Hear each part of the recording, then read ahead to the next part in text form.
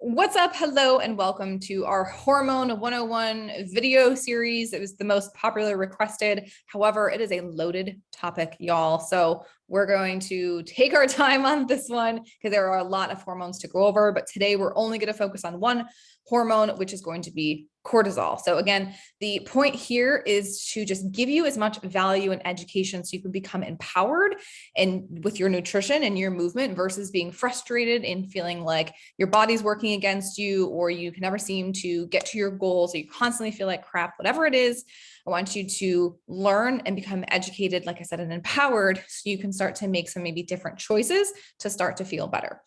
When you hear the word hormones, I feel like there's so many women that basically feel like hormones are bad and that they're working against them.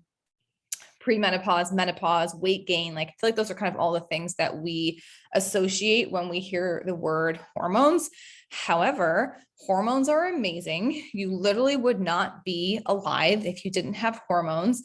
So let's just figure out what they are, what their roles and responsibilities are, and how we can support them to work to our advantage. Sound good?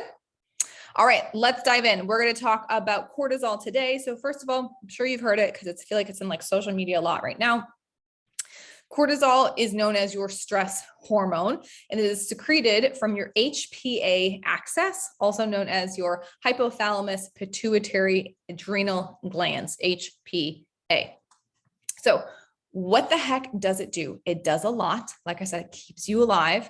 It controls your blood sugars. It helps to regulate your metabolism, decreases inflammation. It also controls your sleep and wake cycles. And it also helps to manage your carb, protein, and fats. And it has a lot to do with the perhaps inability to lose or gain weight. Again, it's called your stress hormone. You may have referred to it that way as well.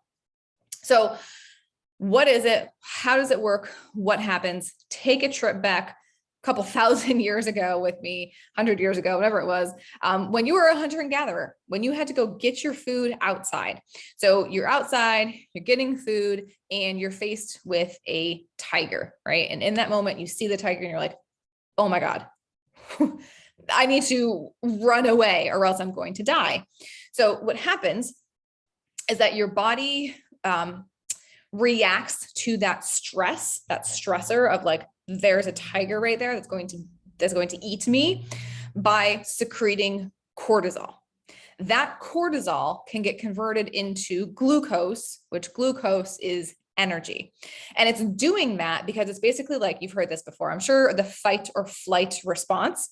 So when you increase cortisol, you're basically providing your body with the energy that it needs to literally run away from that bear. And it's to keep pumping it out until you are safe. So now fast forward to our modern day life, we no longer, luckily, are faced with tigers or bear or lions that are going to kill us out when we are getting our food. No, our stressors are different now. Our stressors are work deadlines, our life, our kids, our social media. You're getting pissed off at something that you're seeing. Like, it's all those stressors. Your body can't recognize different stress. Just stress is stress. It doesn't matter if it's coming from a bear where you're life or death situation, or you're stressed out because you have a deadline at work and you're like going to miss it. Body doesn't recognize the difference. It just reacts the same by increasing your stress. So it's going to increase your cortisol. When it increases your cortisol, it's going to increase that glucose. That glucose is supposed to be taken into the muscle, again, to give you energy to run away. But now, since we're just sitting at our desk, working away, stressed out because we're going to miss our deadline or whatever the heck it is, we're not physically doing anything, right? We're not exerting ourselves. So the cortisol level goes up, the glucose level goes up, but it's not being pulled into the muscle to go do anything because we're just sitting here. So it starts to accumulate in the blood. Once it starts to accumulate in the blood, that could eventually lead to insulin resistance, type 2 diabetes, which we'll talk about in another video. But basically, it's just circulating around and not actually being used. And that can become a huge issue, especially with chronic stress, with pretty much like raise your hand. That's everyone in the world is under chronic stress and has these triggers and stressors on a daily basis that's constantly pumping out cortisol levels. You can get cortisol levels tested through urine or blood or saliva samples. I like personally when you do like saliva or urine ones, because you can do them at multiple times throughout the day. So you can kind of start to see what your cortisol curve looks like, because it should naturally fluctuate throughout the day. Cortisol starts to peak in the beginning of the day to wake you up.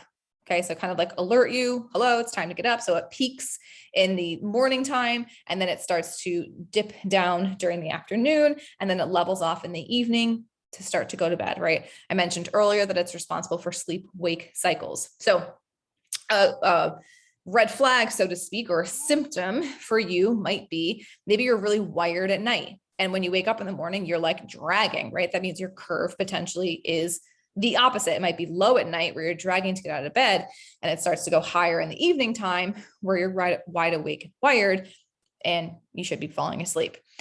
So it could start to affect your sleep. Sleep is going to affect your hunger hormones, which we'll talk about in another day. So you might have digestive issues. You're going to hold on to fat more because of the excess of glucose and the insulin resistance. You can start to have some anxiety and depression issues because of the gut. Gut health is going to create a lot of those, as well as autoimmune diseases. So a lot of stuff can start to happen when your cortisol is out of whack, both ways, whether it's high or low. What are some things that you could do? Stress management, right? It's called the stress hormone. So stress management is going to be super, super helpful to help manage your cortisol levels, making sure that you are taking care of yourself, potentially through some supplementation. Obviously food, making sure you're getting an adequate amount of sleep, and exercise and movement is really helpful, because again, if that glucose is sitting in the bloodstream, but all we're doing is sitting at a computer or on our phones, just stressing out, we're not utilizing our muscles, right? So if we're able to utilize our muscles and pull that glucose from the bloodstream into the muscle cells, we're then able to actually put some of the glucose to work.